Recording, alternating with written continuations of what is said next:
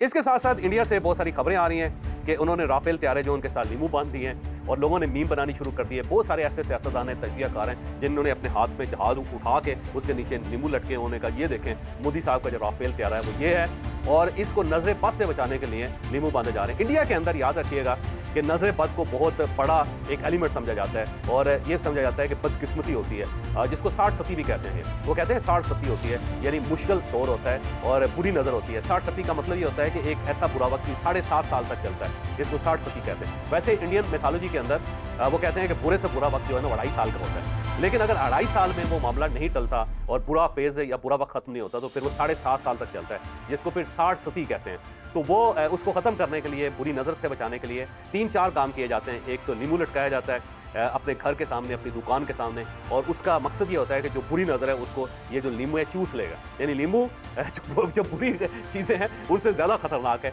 और बहुत बड़ा स्पंज है जो बुरी चीज़ों को चूस लेता है। तो इंडियंस का ये तस्वर है।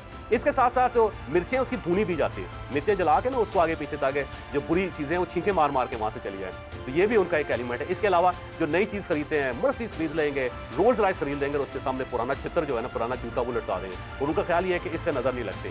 तो अब राफेल तैयारे क्योंकि परफॉर्म नहीं कर पा रहे तो उसके साथ नींबू लटकाने शुरू कर दिए हैं।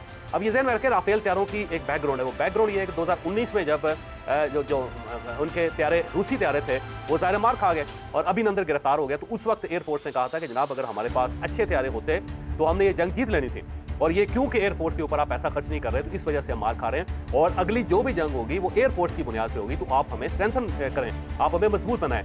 तो इसके चक्कर में जो एयरफोर्स के कहने पे मोदी साहब ने राफेल तैयारे खरीद लिए फ्रांस से, और ये लेटेस्ट तैयारा है, इसमें कोई शक नहीं कि यूरोप की तरफ से लेटेस्ट तैयारा है। और ये F-16 जैसा तो नहीं है, लेकिन उसके करीब करीब ये जरूर है। और इसके ऊपर वो टेक्नोलॉजी लगी जिसको स्टेल्थ टेक्नोलॉजी कहते हैं। ये वो टेक्नोलॉजी है जिसे रेडार डिटेक्ट नहीं कर सकता, यानी कि अगर राफेल उड़ेगा तो जो रेडार है उसके सामने नहीं आ सकता, क्योंकि अपने आप कैमोफ्लेज कर लेता है।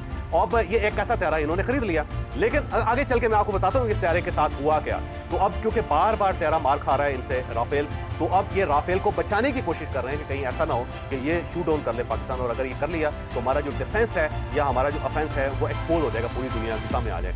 साथ साथ राफेल बनाने वाली जो कंपनी है वो बड़ी परेशान है, फ्रेंच, क्योंकि उन्हें खतरा है कि कहीं ऐसा ना हो कि हमारा तैयारा जो है वो पाकिस्तान गिरा ले, और अगर पाकिस्तान ने गिराया और एक ऐसे तैयारे के जरिए गिराया जो पाकिस्तान और चाइना ने मिलकर बनाया या खुद बनाया इन्होंने, तो ये हमारे लिए डूब मरने का मुकाम होगा।